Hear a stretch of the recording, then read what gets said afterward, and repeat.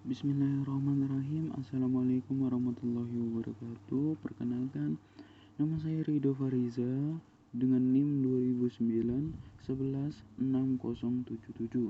dengan kelas Sistem Informasi A. Hari ini saya akan menjelaskan materi Mobile Programming dan Sistem Keamanan Komputer. Kali ini saya akan membahas dua materi. Yang pertama saya akan membahas materi Mobile Programming.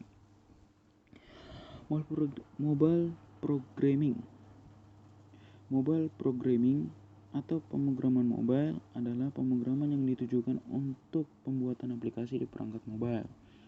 Banyak sekali platform mobile yang dapat kita coba, diantaranya iOS, BB, Rime, G2ME, Qt Mobile, Symbian, dan Android. Salah satunya yang sering booming adalah Android Mobile. Android merupakan sistem operasi berbasis Linux yang bahasa pemrograman aplikasinya dapat kita buat menggunakan bahasa pemrograman Java. Selanjutnya, macam-macam mobile programming atau pemrograman mobile. Yang pertama ada Java 2 Micro Edition atau yang disingkat G2ME. Yang kedua, Objective-C yang hanya bisa digunakan oleh iOS. Yang ketiga, C++ Brew framework untuk handphone CDMA. Yang keempat, C-Pagar atau C#net untuk handphone yang berbasis Windows gitu, untuk Windows Phone. Yang kelima, JavaFX Mobile untuk Android. Yang keenam, PHP. Yang ketujuh, Flashlight. Yang kedelapan, C++ dalam Symbian framework. Selanjutnya, apa saja sih bahasa pemrograman yang digunakan untuk membuat aplikasi mobile? Bahasa-bahasa pemrograman yang bisa kita pakai untuk membuat aplikasi mobile yaitu yang pertama, kalian ingin membuat aplikasi mobile Android, kalian bisa menggunakan bahasa Java, Kotlin, dan C++. Yang kedua, misalnya kalian ingin membuat aplikasi mobile perangkat iOS, kalian bisa menggunakan bahasa pemrograman Swift dan Objective-C. Bahasa C-Pagar atau C# bisa kalian gunakan untuk membuat aplikasi perangkat mobile yang berbasis Windows. Nah, jika kalian ingin membuat aplikasi dengan dua perangkat sekaligus seperti Android dan iOS, istilahnya lain yaitu dengan cross-platform. Kita bisa menggunakan bahasa pemrograman JavaScript, TypeScript, dan Dart dengan menggunakan framework yang sudah disediakan seperti React Native, Flutter, dan lain-lainnya. Macam-macam perangkat mobile. Nah, ada 4 yaitu handphone smartphone.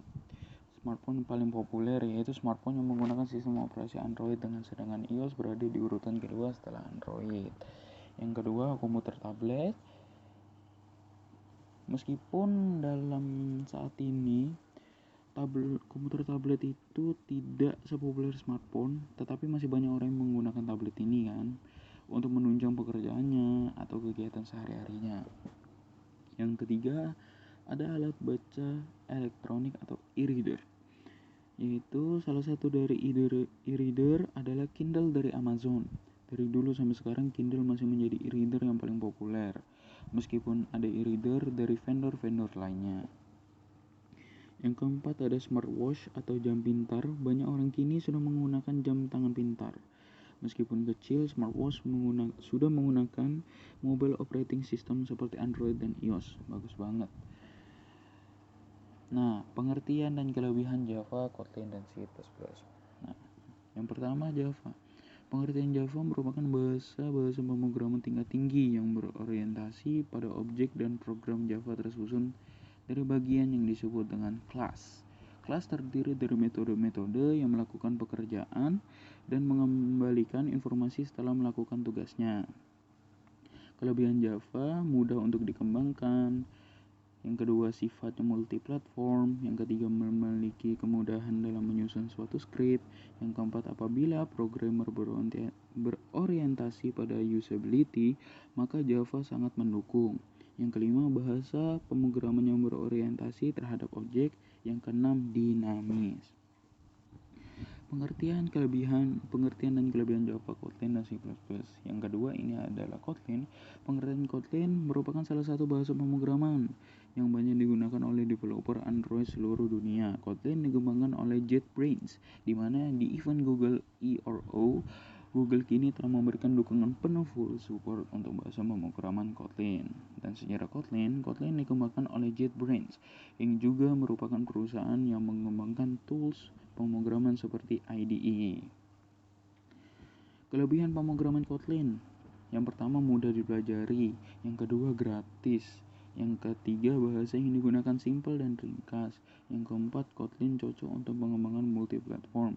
Yang kelima, lebih aman dari kesalahan error. Yang keenam, kompatibel dengan Java. Yang ketujuh, banyak perusahaan besar menggunakan Kotlin. Yang kedelapan, Kotlin tidak hanya untuk Android.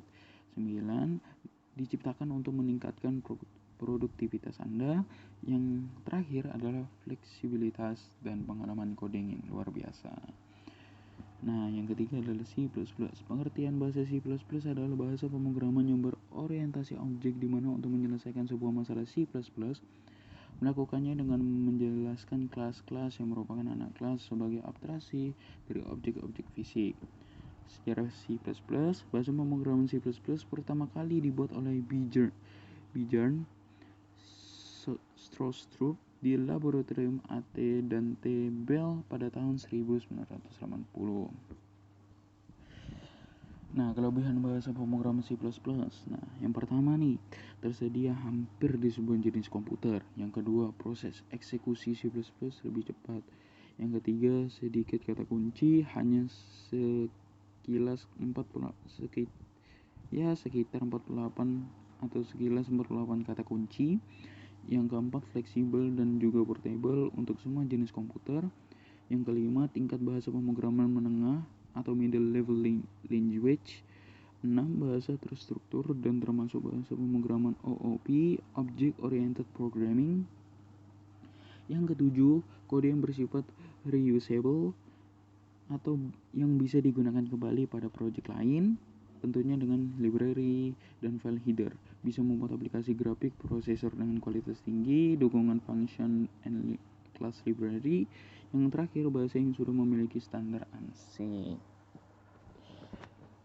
Yang materi kedua adalah sistem keamanan komputer. Sistem keamanan komputer adalah tindakan pencegahan dari serangan pengguna komputer atau pengakses jaringan yang tidak bertanggung jawab. Nah, kalau dalam Goldman pada tahun 1999, sistem keamanan komputer adalah berhubungan dengan penjagaan diri dan deteksi terhadap tindakan pengganggu yang tidak dikenali dalam sistem komputer. Lingkup security keamanan sistem komputer. A. Pengamanan secara fisik. B. Pengamanan akses. C. Pengamanan data. D. Pengamanan komunikasi jaringan.